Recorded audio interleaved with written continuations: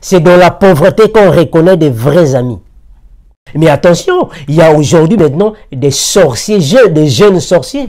Parce qu'autrefois, on croyait que la sorcellerie était seulement pour les vieilles personnes. Mais aujourd'hui, il y a maintenant des jeunes personnes, des sorcières aujourd'hui.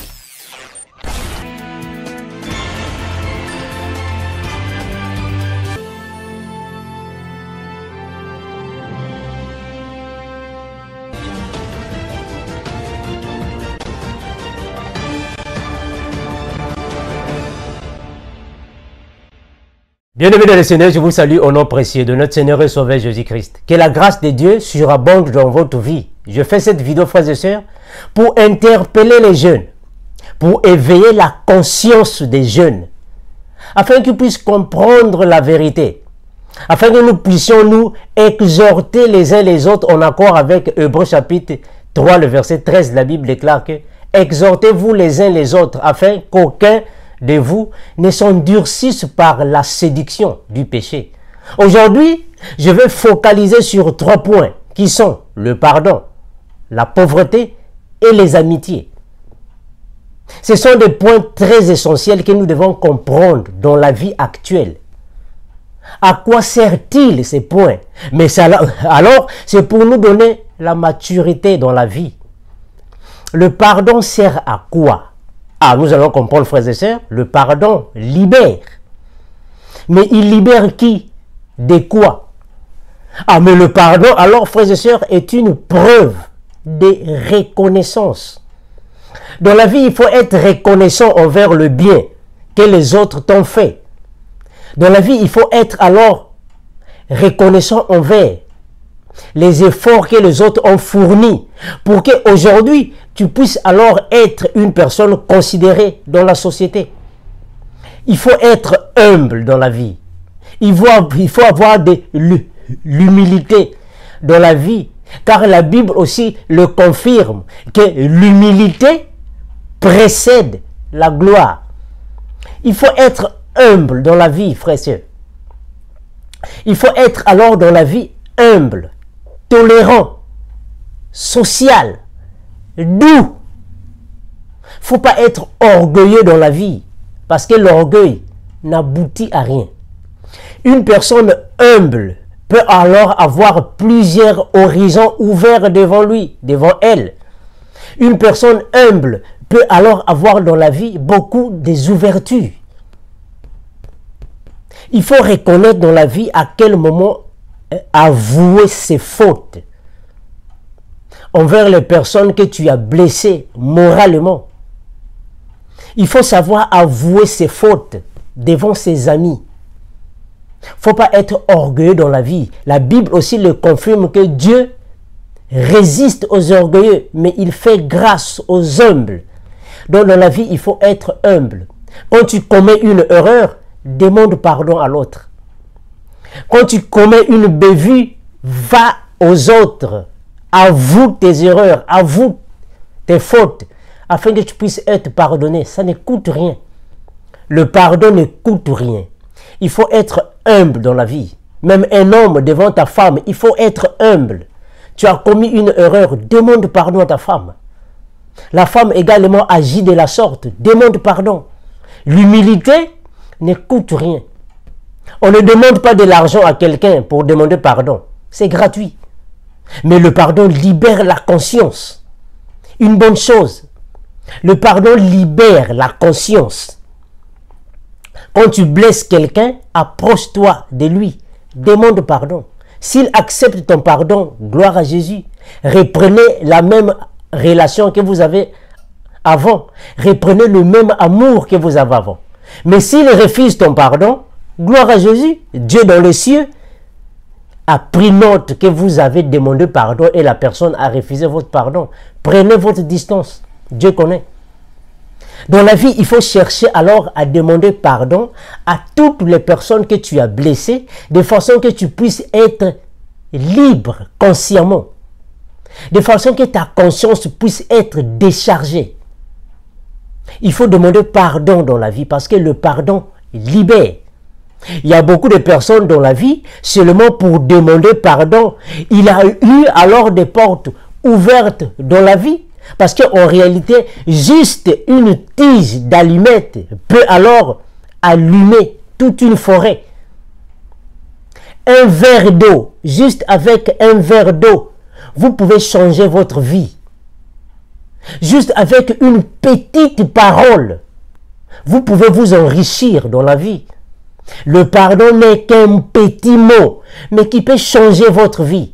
Voilà pourquoi on a vu dans la Bible, il y a eu un voleur qui était à côté de Jésus. Il a commis beaucoup de péchés et Jésus-Christ savait que ceux-là vont alors aller en enfer. Mais le voleur qui était là auprès de Jésus, il a dit à Jésus, Seigneur, je reconnais que toi tu n'as pas fait de péché, tu n'as rien commis. Tu n'as pas commis de péché, mais nous avons commis des péchés. Quand tu seras dans ton règne, souviens-toi de moi. C'était fini. C'était juste ces petites phrases. C'était juste le pardon qu'il a dit à Jésus. Il a dit, Seigneur, souviens-toi de moi. C'est tout. Et sa vie a changé. Au lieu d'aller en enfer, il a hérité le royaume des cieux. Donc juste avec un petit mot, il va aller au paradis. Parce qu'il a tout juste dit à Jésus, Seigneur, souviens-toi de moi.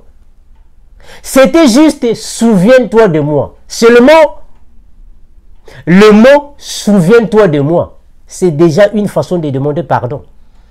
Donc, juste avec un petit mot, le pardon, sa vie a changé. Donc, une petite tige peut brûler toute une forêt. Un verre d'eau peut changer ta vie. Cherche à te réconcilier avec les autres.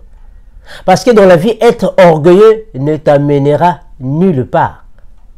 Tout se paye ici-bas. Si tu fais du mal aux autres, le même mal te reviendra un jour. Parce que tout se paye ici-bas. Demande pardon aux autres afin que les autres puissent te demander pardon. Voilà pourquoi Jésus-Christ a dit dans la Bible que pardonne nos offenses comme nous aussi nous pardonnons à ceux qui nous ont offensés. Ça ne coûte rien le pardon. Juste un verre d'eau peut changer ta vie. Demande pardon aux autres. Sois humble dans la vie, frères et sœurs. Voilà pourquoi Moïse aussi avait manqué l'humilité devant la parole de Jésus-Christ et il a raté la terre promise. Il n'est pas parti dans la terre promise parce qu'il avait raté l'humilité. Il faut être humble dans la vie. Le pardon est semblable à une machine à coudre. Vous voyez une machine à coudre? Quand vous avez une chemise qui est déchirée, juste une machine à coudre peut alors joindre les deux côtés, peut joindre les deux morceaux. C'est pareil quand vous demandez pardon. Une blessure peut alors être guérie. Une inimitié peut alors être réconfortée. Vous pouvez alors changer la vie d'une personne seulement par un petit mot. Pardonne-moi. Souviens-toi de moi. Ta vie change. L'humilité précède la gloire, précède la victoire, la supériorité, le succès et l'épanouissement. Le pardon est un mot qui libère et qui crée la réconciliation entre 2, 3, 4 ou plusieurs personnes. Juste avec un petit mot. Pardonne-moi. C'est facile, frère. Quel que soit, même si vous vous croisez avec la personne la plus fâcheuse du monde, la personne la plus terrible du monde, juste un petit mot peut lui rabaisser les tensions. Pardonne-moi. Merci. Souviens-toi de moi. Rappelle-toi de moi. C'est fini. Nous connaissons que Dieu le Père est un être suprême qui est au-dessus de toutes choses, de toute création. Vous pouvez commettre tous les péchés du monde, mais quand vous demandez seulement un petit pardon à Dieu, Dieu, pardonne-moi. Je reconnais que j'ai fait du mal. Pardon. Souviens-toi de moi. Il va effacer tout ce que tu as fait. Jésus-Christ est capable d'effacer toutes tes fautes quand vous demandez pardon. Quand vous vous approchez auprès de lui et demandez pardonne-moi. C'est comme une femme aussi qui peut demander pardon à son mari.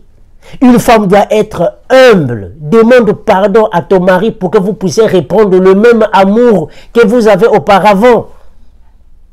Si ton mari ne t'aime plus, juste un petit mot peut alors changer le cœur de ton mari. Tu peux gagner ton mari juste par un petit mot, par l'humilité, la douceur. Tu peux lui gagner. Tu peux gagner ta femme juste par la douceur, la tempérance, l'humilité. Tu peux gagner une personne que tu as perdue durant toute ta vie. Tu peux lui gagner juste par des petites phrases.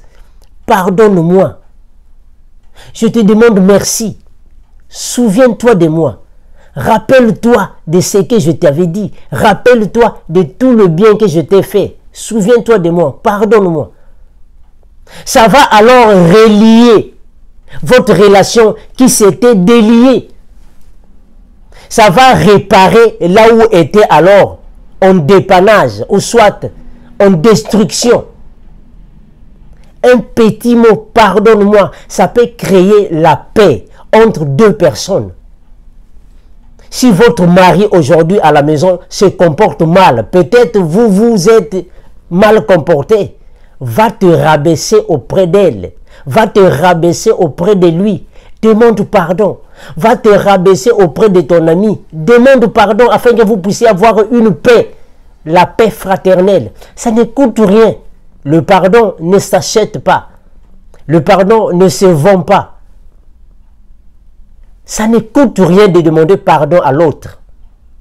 Parce que dans la vie, être orgueilleux ne t'amènera nulle part. Voilà pourquoi la Bible dit que tu es poussière. Tu retourneras dans la poussière. Nous sommes des poussières et nous allons retourner dans la poussière. Les habits ne servent à rien. La cravate ne sert à rien, mon frère. La chemise, ça ne sert à rien. Tu peux avoir 1000 cravates. Tu peux avoir 10 000 chemises. Tu peux avoir 90 000 paires de chaussures. Tu es poussière. Tu retourneras dans la poussière. Ça ne sert à rien. Être orgueilleux, ça ne sert à rien, frère. Sois humble, ma soeur. Sois humble, tempérante, afin que vous puissiez avoir une entente entre vous, afin que vous puissiez avoir une bonne entente entre deux personnes. Ça ne coûte rien. Le pardon va vous faire alors gagner la confiance que vous avez perdue. Demande pardon. Dieu résiste aux orgueilleux, mais il fait grâce aux humbles. Sois humble dans la vie. Ça ne coûte rien, le pardon. Ça ne coûte rien être humble dans la vie. Souvenez-vous qu'une petite tige peut brûler toute une forêt. Juste avec un petit verre d'eau que vous donnez à quelqu'un, ça peut changer toute votre vie. Juste un petit bonjour, ça peut changer ta vie. Juste avec un petit bonsoir, monsieur, ça peut changer toute ton existence. Juste avec un petit ayez un bon sommeil, ça va changer toute ta vie. Des petits mots, des petites phrases peuvent changer la vie d'une personne. Souviens-toi de moi, si je t'avais fait quelque chose de mauvais, si je t'avais blessé moralement, pardonne-moi, souviens-toi de moi. Ça ne coûte rien. Le pardon ne s'achète pas, ça ne se vend pas. Mais alors la pauvreté est une étape de la vie que toute personne peut traverser. Ne dites pas un jour que parce qu'aujourd'hui je suis pauvre, c'est à cause de Dieu. Dieu ne m'aime pas. Voilà pourquoi je suis pauvre. Non, la pauvreté n'est pas une punition. La pauvreté n'est pas une malédiction. La pauvreté n'est pas alors, frères et sœurs, une frappe que Dieu a mis ou soit a fait dans ta vie. Mais la pauvreté est une étape de la vie. La pauvreté est une condition de la vie qui vous donne la maturité. Voilà pourquoi le frère Armando a toujours dit que la pauvreté est une école de formation. Là, alors, vous allez apprendre à connaître les souffrances et la maturité. La pauvreté, alors, selon les proverbes du frère Armando, il a toujours dit que la pauvreté, alors, est le thermomètre de l'amitié. Le malheur est le thermomètre de l'amitié. Parce que c'est dans le malheur que nous reconnaissons nos vrais amis. C'est dans la pauvreté que nous reconnaissons nos meilleurs amis. C'est dans le malheur, dans la pauvreté. Comme un proverbe africain qui dit que c'est sur le lit de l'hôpital qu'on reconnaît ses meilleurs amis. Donc la pauvreté est une étape de la vie qui te laisse aller, qui t'emmène dans des situations difficiles afin de te donner la maturité. C'est pourquoi dans la pauvreté, il faut avoir alors du courage. Il ne faut jamais se déceptionner. Ça demande du courage. Il faut manifester son courage. Il faut être créatif dans la pauvreté. Il faut avoir de la créativité. Il ne faut jamais être dépendant. Sinon, vous allez passer des moments difficiles. Quand nous sommes pauvres, il faut alors créer. Il faut chercher à faire quelque chose. Il ne faut pas dépendre de ceux qui sont devant toi. Parce que la pauvreté est une étape de maturité. Il faut chercher alors à évoluer, à créer. Voilà pourquoi aujourd'hui, il y a maintenant beaucoup de gens qui se sont lancés dans la menuiserie, dans la maçonnerie, dans des divers travaux. Parce qu'ils veulent avancer. Dans la pauvreté, il n'y a pas de sot métier dans la vie. Il n'y a pas de sot métier dans la vie parce que l'argent n'a pas d'odeur. Ce qui compte dans la vie, c'est de gagner le pain de chaque jour. C'est de gagner son pain. C'est ce qui compte dans la vie. Il faut créer dans la vie. Être créatif. Il faut être dans la positivité dans la vie. Il faut être positif dans la vie. Il ne faut pas seulement mettre des pensées négatives dans la vie. Que non, moi si dans ma vie ça ne marche pas parce qu'il y a trop de sorciers dans ma vie. Non! Ne mets pas seulement la négativité dans la vie.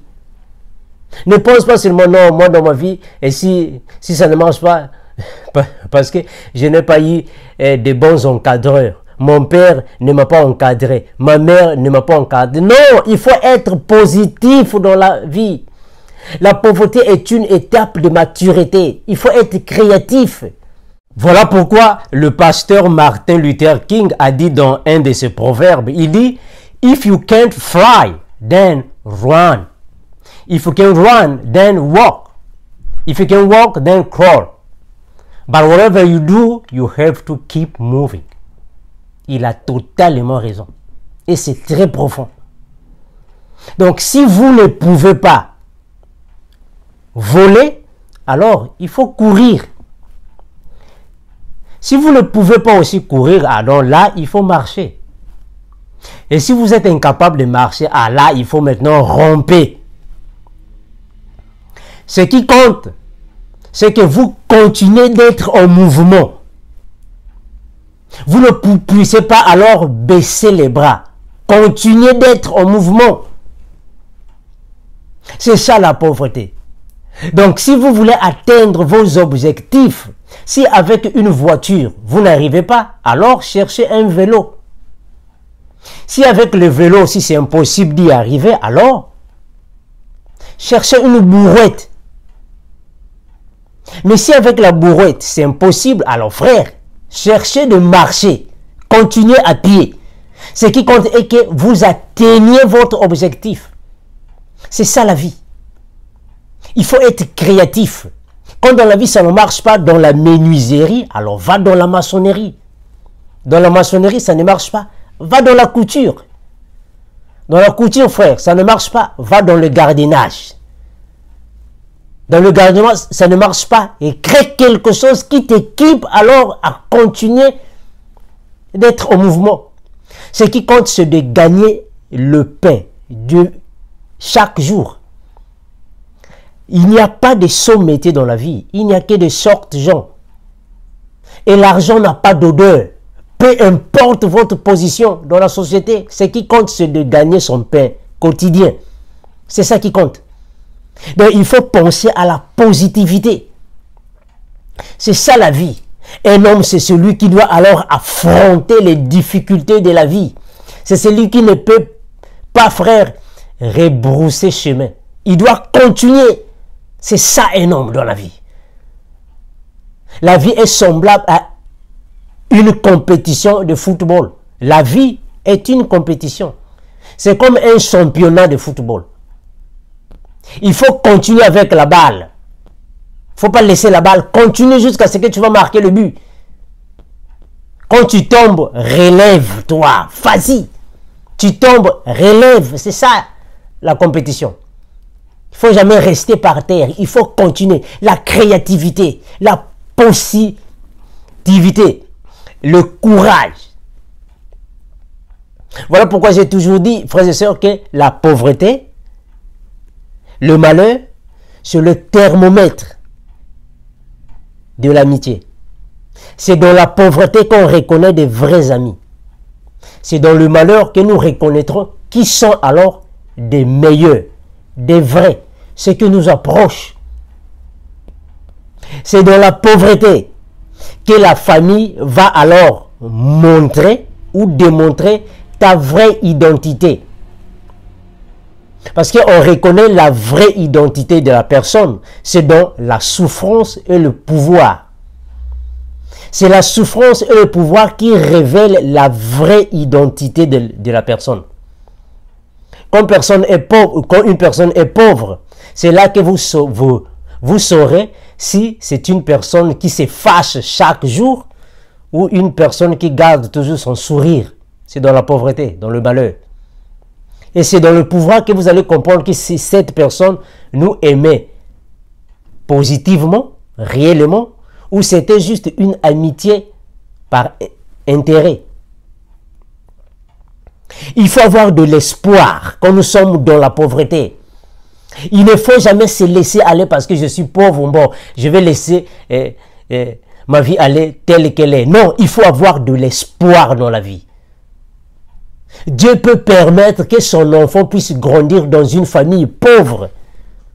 Dieu peut permettre que vous puissiez être dans un milieu pauvre. Ce n'est pas parce que Dieu ne vous aime pas. Non, Dieu vous aime, mais il veut que vous puissiez apprendre la vie. La pauvreté fait partie des lois de la vie, des lois naturelles. Il faut avoir de l'espoir. Un homme, une femme doit être alors une personne qui est optimiste. Il faut avoir de l'optimisme. Il ne faut jamais se laisser dégrader. Il faut toujours garder son sang-froid. C'est ça un homme. Il faut être flexible dans la vie. La flexibilité. Ah voilà, aujourd'hui tu es maçon, demain tu es cordonnier. Après demain là-bas tu es menuisier. Après là-bas tu es jardinier. Tu es flexible. C'est ça un homme doit être alors dans la pauvreté. Une personne qui est toujours en pleine forme. Il ne faut pas rester là tout triste. Il ne faut pas rester là tout mouillé. Il ne faut pas rester là alors tout naïf. Il ne faut pas rester là tout cassant. Tout surchargeant. C'est comme si la vie va finir demain. Non, il faut être courageux dans la pauvreté. Il faut être créatif, optimiste, flexible, positif. Il faut affronter alors les difficultés de la vie. C'est ça un homme. La pauvreté est un championnat. Et dans ce championnat-là, on cherche alors des vainqueurs. Des hommes courageux qui affrontent les difficultés. Il faut avoir la foi. Il ne faut jamais se déceptionner quand nous sommes pauvres. Il faut avoir de la foi. Or, la foi est une ferme assurance des choses qu'on espère. Une démonstration de celles qu'on ne voit pas. Il faut avoir la foi que demain ça va marcher. Il faut avoir de la foi que demain alors la vie va progresser. Et il faut continuer avec La même démarche. Il faut être décisif. Quand tu prends tes décisions, arrive jusqu'au bout. Quelle que soit la situation de tes parents, quel que soit tes parents sont pauvres, continue. Il y a beaucoup de hommes riches aujourd'hui qui n'ont pas commencé, qui ne sont pas nés dans des familles riches. Il y a beaucoup qui sont nés dans des familles pauvres, misérables. Mais aujourd'hui, ils se sont submergés. Ils se sont alors perforés les zones les plus difficiles dans leur vie.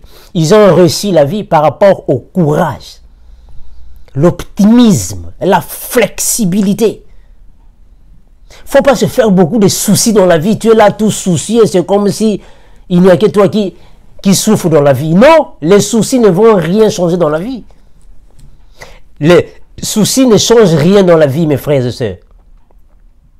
La Bible dit qu'avec les soucis, tu ne peux jamais ajouter une coulée dans la durée de ta vie. Tu ne vas rien ajouter dans la vie. Il ne faut pas avoir des soucis dans la vie. Parce que les souffrances que tu peux avoir aujourd'hui, ce sont les mêmes souffrances que ceux qui ont passé, ont aussi traversé, ont eu. C'est pour ça qu'aujourd'hui, il y a maintenant beaucoup de gens qui se suicident. Il y a tellement trop de soucis dans la vie, ils se suicident. Mais non, il faut continuer la vie. Il ne faut pas être là dans les préoccupations. Tu te préoccupes, alors je n'ai pas une chemise, comment est-ce que je vais aller à l'école? Ah, je n'ai pas une belle paire de chaussures, comment est-ce que je vais aller au travail? Je n'ai pas une belle chemise. Non, ce qui compte, c'est de continuer de mouvoir. Si tu ne peux pas alors voler, continue de marcher. Tu peux aller avec une manière. Ne te fais pas des préoccupations de la vie qui ne correspondent pas à ton niveau. Comment est-ce que tu vas te préoccuper d'avoir une voiture si tu n'as même pas un vélo? Est-ce qu'il y a un sens? Comment est-ce que tu vas te préoccuper d'avoir un sandwich si tu n'as même pas un beignet? Est-ce qu'il y a un sens? Ne te préoccupe jamais d'avoir un immeuble si tu n'as même pas une cabane. Tu dois te préoccuper d'avoir des choses qui sont à ta portée. Il ne faut jamais avoir le désespoir dans la vie. Une personne doit alors lutter pour sa vie. Pour atteindre le niveau le plus haut, il faut lutter, il faut avancer, il faut attaquer et contre-attaquer. C'est ça un homme. C'est celui qui affronte les difficultés. C'est celui qui fait face aux choses difficiles de sa vie et qui continue de marcher. Quelles que soient les insultes, quelles que soient les injures, ça passe de gauche à droite. Ah voilà, la caravane continue de passer. Même si les chiens vont continuer d'aboyer, toi tu continues. Parce que tout chemin mène à Rome. Tout travail mène à la réussite. Tout effort mène à la victoire. L'argent n'a pas d'odeur. Et il n'y a pas de saut métier. Un homme, c'est celui qui affronte la vie, qui continue, quel que soit le malheur. Ça va vous donner la maturité dans la vie. La maturité.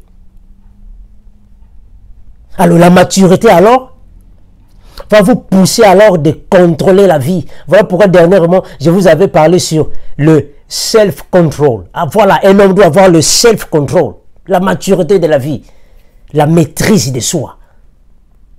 C'est à partir de la pauvreté que vous allez alors reconnaître qui sont vos meilleurs amis et qui sont les fausses amis. C'est dans la pauvreté. C'est quand vous êtes pauvre et que vous allez comprendre que si dans la famille vous êtes aimé ou pas. C'est quand vous êtes pauvre que vous allez retrouver la femme de votre vie. La femme qui vous aime dans la pauvreté, c'est cette femme que vous devez alors considérer pour la vie. Parce qu'elle vous a aimé même au moment de la souffrance. C'est ça la femme à considérer. Si aujourd'hui un homme commence à vous draguer quand vous n'avez rien, quand vous avez alors des jupes déchirées, des chemises déchirées, vous n'avez pas de produits de beauté, vous n'avez pas de chaussures, vous vous promenez seulement en sandales, vous êtes une sale fille alors dans la rue, Un homme vous aime, vous prend, vous met dans sa maison. C'est ça l'homme à respecter parce qu'il vous a aimé quand vous étiez encore dans le malheur. On reconnaît des vrais amis pendant le malheur, la pauvreté. C'est là que vous allez comprendre votre vraie identité. C'est quand vous êtes pauvre. Est-ce que la famille vous aime? Si dans la famille, on ne fait que alors vous mettre dans les dernières places parce que vous êtes pauvre, on ne fait que vous donner les tabourets parce que vous êtes pauvre, c'est là que vous allez comprendre votre identité. C'est dans la pauvreté que vous allez reconnaître votre vraie identité dans la famille, votre vraie identité dans la société, votre vraie identité dans la maison. C'est pendant la pauvreté. Donc la pauvreté alors n'est pas une malédiction. Ce n'est pas alors une punition, mais une étape de la vie, une école de formation pour que vous puissiez alors vous licencier, pour que vous puissiez alors être un expert en souffrance, un expert en maturité. Voilà pourquoi les amitiés, frères et sœurs, et on ne peut pas le faire alors à n'importe qui. On ne peut jamais être ami de n'importe qui. On doit choisir les amitiés comme on choisit les tomates dans un panier. On doit choisir les amitiés comme on choisit le piston dans un garage. C'est très important. On ne peut pas faire amitié avec qui que ce soit sans que nous puissions avoir le discernement.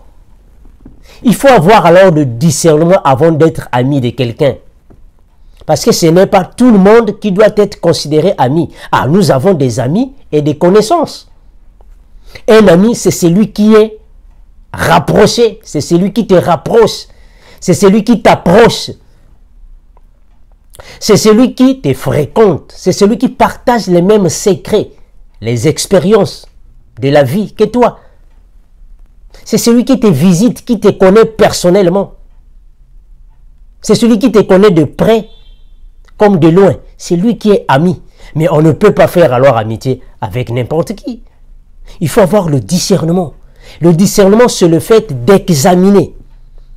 C'est le fait d'analyser les choses. D'examiner les choses. C'est le fait d'observer les mœurs d'une personne. C'est ça le discernement. Dans l'amitié, il faut qu'il y ait la transparence. S'il n'y a pas la transparence, alors là, il y aura alors des choses qui vont se passer. Tu vas commettre alors beaucoup de maladresses. Il faut qu'il y ait, frères et sœurs, alors la transparence. La transparence, c'est le fait alors de mettre toutes choses au clair. Un ami ne peut pas alors venir mentir son ami de gauche à droite, matin, midi, soir. Un ami, c'est celui qui vient t'apporter des nouvelles fraîches depuis la source. C'est lui un ami. Un ami, c'est celui qui connaît tes malheurs et tes bonheurs. C'est celui qui participe dans ta vie. C'est lui un ami. C'est celui qui compatit avec toi. C'est celui qui te connaît tel que tu es. C'est quand tu es dans le malheur, lui aussi, il est dans le malheur. Quand tu es dans le bonheur, lui aussi, il est dans le bonheur. Donc un ami, c'est lui alors que nous pouvons compter. C'est lui un ami. C'est lui une amie. Alors, nous avons les divergences et les convergences. Un vrai ami, c'est celui qui a les convergences avec toi. Avec vous, si vous voulez. Alors, quand il y a déjà des divergences, l'opposition des opinions, là, frère, il faut prendre des décisions. Parce qu'on ne peut jamais avoir un ami qui a des divergences avec vous. Ça ne va pas marcher. Supposons que moi, je suis un menuisier et que j'ai un ami maçon. Alors, en faisant des discussions, sûrement, il y aura beaucoup de divergences. On aura des points de vue différents. Alors, je suis un chrétien, alors je vais avoir un ami musulman. Ça ne va pas marcher, parce que moi, je suis un chrétien et je crois en Jésus-Christ. Et lui, il croit à Mohammed. Moi, je crois à Dieu le Père et lui, il croit à Allah. Donc, ça ne va pas marcher. Il y aura toujours des discussions entre nous deux, des points de vue différents. Moi, je suis un garçon et je mène une vie de sanctification. Alors, je veux avoir un ami aussi qui mène une vie de boîte de nuit, de prostitution, de masturbation. Alors, ça ne va pas marcher. Il y aura tous des divergences. On aura des points de vue différents. On ne peut jamais cohabiter parce qu'on va commencer à discuter chaque fois. Les divergences. Si déjà tu es une femme mariée et que tu as des amis qui sont des célibataires, alors vous allez commencer à causer sur quoi? Il y aura beaucoup de divergences parce que vous êtes déjà une femme mariée. Vous connaissez déjà comment est-ce que le mari se réveille, comment est-ce que le mari dort. Qu'est-ce que signifie prendre la charge des enfants? Parce que vous avez déjà de la maturité conjugale. Mais une amie qui est célibataire ne connaît pas ces choses. Sûrement, il y aura beaucoup de divergences. Vous n'allez pas alors vous entendre en beaucoup de choses. Parce que vous n'avez pas les mêmes visions, les mêmes ambitions. Alors moi, je suis un homme responsable. J'ai une femme et des enfants à la maison. Je dois prendre la charge, ou soit je dois alors veiller sur ma femme et mes enfants. Alors, je vais chercher un ami qui est célibataire. Alors, vous voyez que ça ne va pas marcher, frère. Supposons que nous travaillons dans une même compagnie. Tu travailles dans une même compagnie avec quelqu'un. Toi, tu as des charges et que tu as 500 $ par mois. Et lui aussi, il n'a pas de charges, il a le même salaire que toi. Sûrement, vous aurez des plans différents. Pendant que toi, tu vas penser de donner de l'argent à ta femme, à payer la scolarité pour tes enfants. Lui, il va penser à acheter les habits. Donc, ça ne va pas marcher. Il y a des divergences. Si moi, par exemple, je suis en train de me préparer pour aller à Dubaï, supposons, je me prépare pour aller à Dubaï, et j'ai un ami qui se prépare pour aller au Sénégal, est-ce qu'on va faire les mêmes démarches ensemble? Non. On ne va pas faire les mêmes démarches ensemble. Ça ne marche pas. Ça ne marche pas, frère. Supposons que moi, je veux acheter un immeuble de 5 étages, et j'ai un ami qui veut acheter un kiosque. Oh, mais est-ce qu'on va commencer à compartir, ou soit est-ce qu'on va commencer à faire les mêmes planning ou le même briefing? Ça ne marche pas. Donc, il faut choisir des amis qui ont les mêmes convergences, qui ont les mêmes points de vue, qui ont les mêmes ambitions avec toi, avec vous. Il faut choisir des amis comme ça. Il faut avoir le discernement pour voir ces genres d'amis. Si déjà un ami ne croit pas au Seigneur Jésus-Christ, qu'il est le Père, et que moi je crois que Jésus-Christ est le Père, alors avec lui, ça ne va pas marcher. On va commencer à se taper sur la table chaque fois. Donc pour éviter cela, tant mieux avoir un ami qui a presque les mêmes convergences avec toi, avec vous. C'est mieux. Si déjà vous pensez d'aller vivre à New York, vous avez des projets d'aller vivre à New York, vous faites une économie pour aller vivre, pour aller résider à New York, et vous avez un ami qui a des plans, qui fait des programmes pour aller vivre à Ouagadougou. Oh, mais est-ce que vous allez alors partager les mêmes idées? Est-ce que vous allez partager les mêmes ambitions? Lui, il veut pour lui aller vivre à Ouagadougou. Toi, tu veux aller à New York. Il y aura des divergences. Ça ne va pas marcher, il y aura des divergences. Donc, quand il y a des divergences, il faut chercher à s'écarter avec ces genres d'amis. Tout ami qui a des divergences avec toi, écarte-toi de cet ami. Ce n'est pas un péché, c'est une façon d'éviter que ton âme puisse être alors en danger, en piège. La Bible le confirme dans Proverbes chapitre 22, le verset 24. La Bible dit, « Dis-moi qui tu fréquentes et je te dirai qui tu es. dis-moi qui tu fréquentes et je te dirai qui tu es. Et la Bible va même plus loin de dire que ne fréquente pas l'homme colère ou l'homme violent. Sinon, ça sera alors, ils seront un piège pour ton âme. Quand quelqu'un a des divergences avec toi, sépare-toi de cette personne. Ne sois pas son ennemi, gardez les relations, gardez alors votre contact, mais ne vous fréquentez toujours pas parce qu'il y aura toujours des points de vue différents qui va alors vous causer peut-être des guerres. Parce que chaque fois que vous êtes ensemble, vous vous séparez toujours en queue de poisson. Ça ne marche pas. On doit avoir des amis qui partagent les mêmes convergences. Les amis qui ont les mêmes idées, les mêmes opinions avec vous. Ce n'est pas une injustice, mais c'est une manière de gérer les choses de la vie. Parce qu'une femme mariée ne peut pas être amie des femmes célibataires. Ça ne marche pas.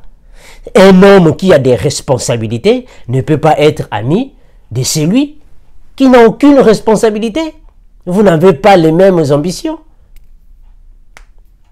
C'est ça la vie. Supposons que moi, je veux acheter un vélo. J'ai mon argent et je veux acheter un vélo. Et vous voulez acheter une brouette. Est-ce que nous allons rester ici à faire de même planning? Non, moi j'ai envie d'un vélo, vous avez envie d'une brouette. On n'a pas les mêmes idées. Donc il faut chercher quelqu'un qui a les mêmes idées. Tu veux acheter une voiture Mercedes et lui il veut acheter une voiture Toyota. Ah voilà, vous avez presque les mêmes convergences. Donc vous pouvez partager les idées. Alors moi je veux acheter un vélo et quelqu'un d'autre veut acheter peut-être Harley Davidson. Ah, donc on va partager les idées. Moi, je vais acheter un kiosque et l'autre veut acheter un placard. Ah, voilà. Donc, on a des idées un peu qui sont similaires. Donc, quand vous n'avez pas les mêmes similarités, donc ça ne va pas marcher. Il y aura toujours de queue de poisson. Écarte-toi de ce genre de personnes. Gardez seulement votre relation, gardez le contact, mais écarte-toi de ce genre de personnes, sinon ça va te causer un piège dans la vie. Tu ne seras pas en paix. C'est ça. Les amitiés, on doit le voir, parce qu'on ne peut pas être ami de quelqu'un juste pour intérêt. On doit contrôler le mœurs de ceux qui veulent faire l'amitié avec toi. Il faut qu'il y ait la réciprocité. Un ami, c'est celui qui te visite et vous aussi, vous le visitez. Réciproquement. C'est celui qui t'aime. C'est celui qui manifeste un amour fraternel envers vous et vous aussi également. La réciprocité. Mais attention, il y a aujourd'hui maintenant des sorciers, des jeunes sorciers. Parce qu'autrefois, on croyait que la sorcellerie était seulement pour les vieilles personnes. Mais aujourd'hui, il y a maintenant des jeunes personnes qui sont des sorciers. Donc il faut savoir avec qui se mêler. Il y a des jeunes aujourd'hui qui sont des sorciers. Il y a des jeunes aujourd'hui qui sont dans des sciences occultes, des satanistes, dans les loges. Il y a des jeunes aujourd'hui qui sont possédés des esprits impurs. Il y a maintenant des sorciers jeunes aujourd'hui. Il faut faire attention. Voilà pourquoi j'ai parlé sur le discernement. Il faut avoir du discernement avant de choisir ses amis. Parce que ce n'est pas tout le monde que nous devons alors considérer comme amis. Il faut qu'il y ait une observation. Parce qu'il y a beaucoup de gens qui n'ont réellement pas les mêmes habitudes, les caractères que nous avons. Il faut observer les amitiés. Il ne faut jamais fréquenter n'importe qui, n'importe quand. Il faut savoir à qui se mêler. C'est très important. Parce que suite d'une amitié, on peut te faire du mal. Physiquement ou spirituellement. Voilà pourquoi la Bible dit que le temps d'aujourd'hui est un temps qui est très difficile. Le siècle présent est très difficile. Donc il faut vraiment choisir les amitiés comme on choisit les tomates dans un panier. Il faut vraiment choisir. C'est très sérieux. C'est quand vous allez confirmer qu'une personne est bonne, vous avez des mêmes convergences, vous avez alors des mêmes ambitions, des mêmes idées, des mêmes plans, des mêmes opinions. C'est là que vous pouvez alors avoir un amour fraternel. C'est là que vous pouvez maintenant cultiver votre amitié. Parce qu'une personne peut d'abord commencer à être amie, après devient un frère ou une sœur. C'est quand l'amitié devient plus dure encore, plus forte. On forme maintenant une famille. On forme maintenant un foyer, on vit nous tous ensemble. Parce que nous avons tous les mêmes convergences. Nous partageons tous les mêmes croyances. Comme ça, au moins, personne ne sera une pierre d'achoppement pour l'autre. Dans chaque discussion, on ne va pas alors se séparer en queue de poisson parce que nous avons alors tous les mêmes idées. Même si ce n'est pas à 100%, mais au moins à 80%, les mêmes ambitions, les mêmes programmes de la vie, presque les mêmes expériences, les mêmes croyances. Ça va aussi aider à certaines personnes d'avancer, d'évoluer. C'est ça la vraie amitié. Quand vous devenez des frères, c'est ça une vraie amitié. Donc attention frères et sœurs, il y a maintenant beaucoup de jeunes personnes qui sont des sorciers aujourd'hui. Des sorcières aujourd'hui. Ce n'est pas seulement les vieux, mais des jeunes maintenant, des sorciers. Donc il faut vraiment choisir les amitiés. Quand il y a beaucoup de divergences, mettez-les à côté pour ne pas créer un piège pour ton âme. Pour ne pas causer des troubles dans ta paix. Pour ne pas se passer pour une pierre d'achoppement pour ta vie. Quand quelqu'un ne partage pas les mêmes croyances avec toi, les mêmes idées, les mêmes ambitions, les mêmes programmes, mets-le de côté. Ce n'est pas une façon de devenir des ennemis. Non, gardez la même relation, gardez le même contact, vous pouvez vous appeler, mais évitez de vous fréquenter parce que vous n'avez pas les mêmes idées. Il y aura toujours des discussions stériles. Il y aura toujours alors des philosophies qui ne vont aboutir à rien parce que vous croyez différemment. Nous sommes ici pour toute question. Nous sommes ici pour les exhortations, les enseignements bibliques et les analyses bibliques. Sur Facebook, je suis là, frère Armando Kinanga. Et sur YouTube, je suis encore là sur Vérité sans cesse TV. Nous sommes ici alors pour vous transmettre le peu des connaissances que Dieu nous a données, afin que vous aussi, vous puissiez être des chrétiens convertis et affermis dans la parole. Merci. Ciao.